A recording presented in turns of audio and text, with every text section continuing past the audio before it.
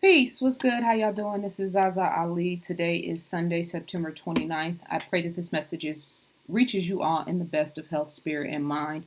I wanted to share something with you guys real quick. A conversation that is being had on my Instagram channel that I thought was really interesting and really reflective of where we are culturally as a people, Black people in America and Africans in the diaspora.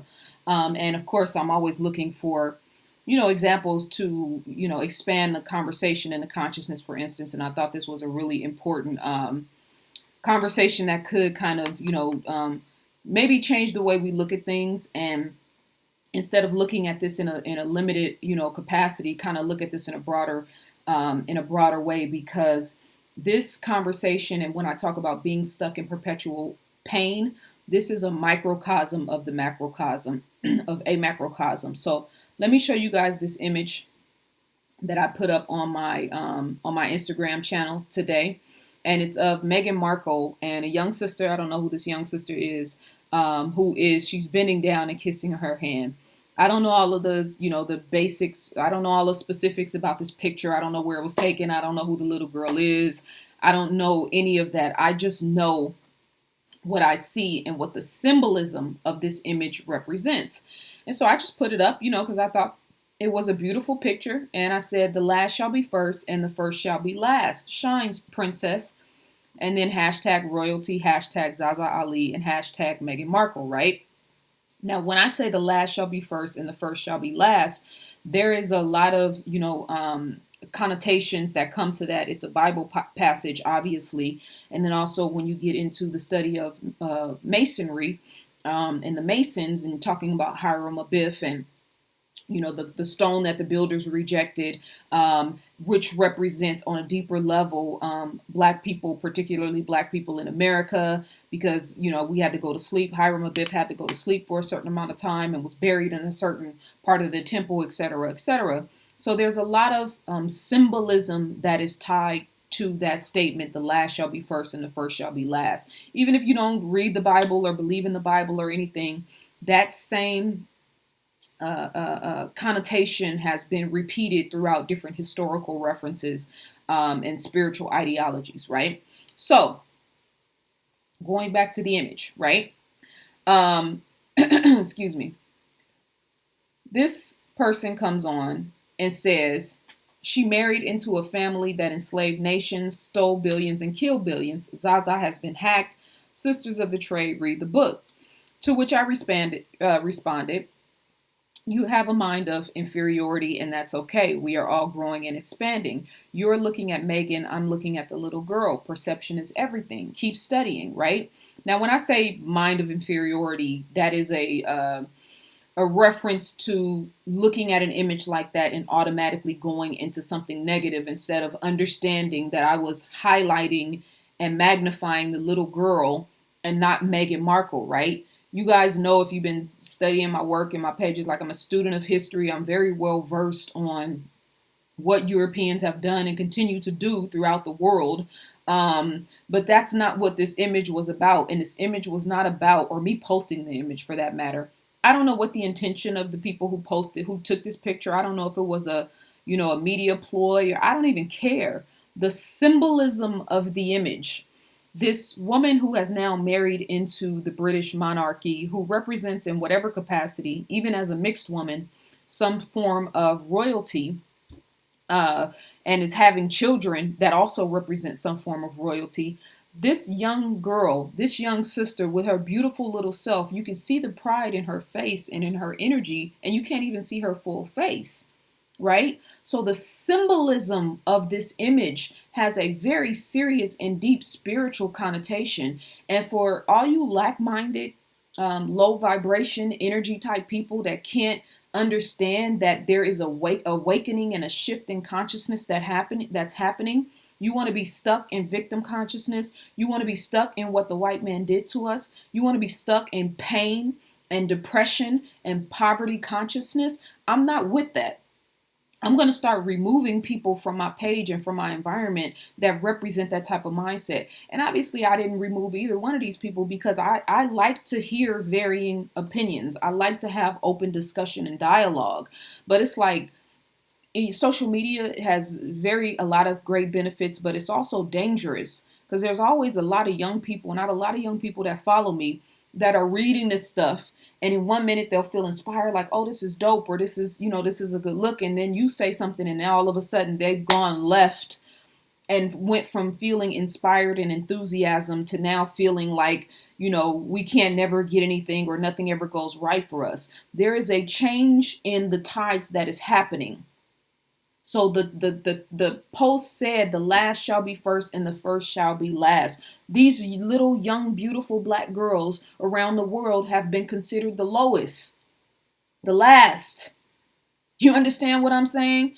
Like, to me, this picture represents symbolism. We talk so much about the hieroglyphs and symbolism and the cross and the Ankh and Ma'at, and you know what I'm saying? All of these different symbols which our ancestors, used in order to tell stories and to prove mythologies and things and whatnot. The symbolism in this image is what I was actually referring to and highlighting and underscoring, right? So let's go to the next comment. I'm only going to show 2 comments because these 2 were, enough for me to make the point of what I'm trying to say. This person comes on and says, et tu, ZaZa. It's a phrase taken from Shakespeare's play. It means even you brute, or ZaZa in this case. The message is to young black girls: if you work hard, grow up, denounce your ethnicity, marry a white man, procreate, and create a daughter with less melanin, teach her to reject black society, become an actor, and never ever play a role as a black woman until it's convenient and you catch the attention of a member of the most vile family on this earth, you too can be a white supremacist prince. You too can find a white supremacist prince who dresses as a Nazi, relates to the Klan, and enriches himself off the resources of your people. Strive to lighten your seed, and they will fit in with the oppressor. But hey, who am I to judge? Nobody. Because maybe the lesson or the message to this young sister is just all you have to be is authentically who you are, and the world will submit to your highest and best good. We live in a mental world. Consciousness is king. Consciousness is what's ruling and running your life. So even on an individual level and then a collective level, collectively, if we have a victim consciousness, guess what? We're going to continue to attract experiences and circumstances that keep us in a position of inferiority. How else can you size this up? If you look at this situation of us as a people, what's the purpose? We used to be so great, and now all of a sudden we're the gum on everybody else's shoes? No, there's a bigger spiritual connotation to what's happening here. So in the book, The Kabbalion, and you guys hear me talk about this all the time, the closer you are to the center, the freer you are. The further you are from the center, the more imprisoned you are. So because Africans, black people, were the first people on this planet, we have a higher level of accountability. We have a higher responsibility, not just to the universe and the planet, but to all people. And the higher we vibrate and the higher our consciousness and the more pristine our mindset is, the better our condition. But the more we focus on lack, the more we focus on the worst aspects of what this world has to offer, the more we're going to attract that. The expectations, the responsibility is higher for us. Not for white people because they have capitalism and money. We're closer to the center naturally. We were the first. So if you spend every waking moment focusing on coulda, woulda, shoulda, what they did to us, what they're doing to us, then the repercussions of that are going to be more significant. Now, I can prove this scientifically. Melanin, and I talk about this in The Scientific Intervention in Our Affairs, my first book. Melanin is a energy conductor. Melanin will take anything that you place within its proximity and bind with it and become physically connected to it and become a part of it. This is why black people and indigenous people all over the world are more susceptible to being drug addicts. This is why when they put crack cocaine in the black community, they knew that it was going to destroy us because they had already been studying it in Peru and in the Bahamas, where black people live. So the melanin binds with the drug. The melanin binds with the alcohol. So scientifically, the standards for us are greater. Which means the repercussions for us are greater. Oh, okay, you black, or you African, or you're from an indigenous culture, you're a melanated human being, and you decide to take crack, guess what? It's going to be 1,000 times more difficult for you to get off of it, because scientifically, your body is culminated in a way that embraces the universe, that embraces outside subjects, that embraces outside toxins and chemicals and etc. And I can break this down from the brown germ and the dark germ, but I'm not going to get into all of that. I'm making a point. Being stuck in perpetual pain is what's limiting us as a people. It's what's limiting a lot of our women. It's why a lot of our women are sadly or unsuccessfully single, who think they can't find a healthy and organic relationship. Most of these men online that y'all love to champion, y'all, your favorite anti-black woman superhero masked in consciousness. Most of these dudes have issues with their mothers, or never got over a pain that happened to them when they were growing up from some woman. Now they perpetuate that. Being stuck in perpetual pain, now they have audiences and platforms where they magnify that energy and magnify that pain, and other men who are stuck in that perpetual pain resonate with that energy and with that frequency. So to me, this image, the message to young black girls, the image of this is, you don't have to do anything besides be your beautiful self, and the world will bend to your will. That's what I see in this. That's what I choose to see in this. That's how this resonates with me. Again, symbolism. And it doesn't mean that there aren't ulterior motives. It doesn't mean that there wasn't some plot or scheme or whatever behind this image. But to a young black girl who looks like her, who nobody cares about, who nobody's looking out for, so many negative images of black women. You go on Instagram and you see women shaking their asses, young sisters who look like that. You got a problem with that?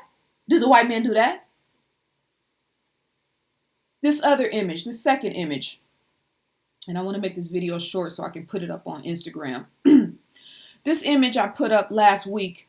This artist named Art of Mir, who is a brilliant, brilliant, brilliant artist. He put this image up and I shared it on my Instagram page. It's of a young sister. She's clearly a stripper. She's got the blonde wig on. She's got holding her phone that has all the likes on Instagram. And then there's the two sisters down here, darker skinned sisters who obviously are royalty. There is the Kemetic queen here, and then there's the Native American queen here, right? And they're basically standing behind the mirror showing her who she really is, right? One person comes on and says, all I see is black at the bottom. And then another comes on and says, yes, it is interesting that God version of the dark-skinned woman in the mirror is a lighter-skinned woman. And I also peeped how the women on the sides are lighter at the top and the darker-skinned women on the bottom. Does this reveal the subconscious thinking of the artist? Well, this is fascinating to me, because my interpretation of this image was 1,000% different. And let me show you why. First of all, the picture in the mirror, she's not light-skinned, she's gold. Gold represents royalty. I've never seen a woman this color. She's gold. This is yellow. This is light-skinned. She's gold. Gold represents royalty. Secondly, the two darker skinned women at the bottom, one of the women at the bottom is the one who's actually taking the blinders off of her. These two women are closer in proximity to her. And not only that, I took this as these women are the foundation. They're not at the bottom. They're closer to the root. They're closer to the source or the center, as I said before. And then you have the sister here with the headpiece on representing Kemet, and then you have the sister here representing Native American culture. This image clearly to me represents the waking a young lost woman up out of her slumber, out of sleep, and elevating her consciousness and having these different representations of indigenous culture behind her to help her. So a lot of y'all, or not even a lot, some of you guys have this mindset or this ideology that if you're not dark skinned, you can't help other women.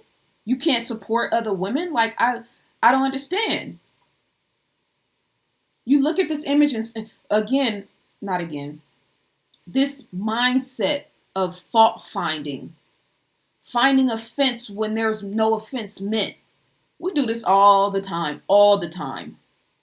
But if you're looking for something to be offended by, guess what? The universe is going to afford you or supply you with an abundance of things to be offended by. If you're always looking for something to be upset about, you're going to continuously have experiences and relationships and situations that are going to upset you. So being stuck in perpetual pain, I know what that means because I've lived it before. As a young mixed girl and then young woman and then woman growing up in Black America in Oakland, California, it is not easy. And nobody really knew I was mixed because I didn't grow up with my mother's side of the family, but I was light skinned with long wavy hair. That is a very tumultuous type of situation to be in. The girls want to fight you and the dudes want to fuck you. Not respect you, not wife you, but have sex with you. That does something to your mentality, especially if you are plagued and surrounded by ignorance and dysfunction. Growing up without a mother, growing up having a shaky foundation and connection to my father. Always trying to find myself, always looking for validation, put me in a consciousness and a state of mind of being in perpetual pain. Victim consciousness is real. Victim consciousness attracts circumstances, situations, relationships that will perpetuate victim consciousness. And I'm not taking anything away from racism, white supremacy. I can write 10 books. I have written a book. It may not ever see the light of day, but it's there. I've done the knowledge. I spent 3 years in college studying things that had absolutely nothing to do with my degrees because I couldn't get past slavery. So I study European culture. I know what they've done. I know what they represent, but it didn't start with them, and it's not going to end with them. Being stuck in perpetual pain. You can be a victim to life, to racism, white supremacy, to your upbringing, to your circumstances, to your family background, to traumatic things that have happened to you, to baby daddy, baby mama issues, relationship issues, dramas, problems with other women, problems with other men. Or you can take charge of your post, take charge of your life, and take charge of your consciousness and be ruled, self-ruled, governing yourself. ZaZaAli.com is my website. Much love. Peace.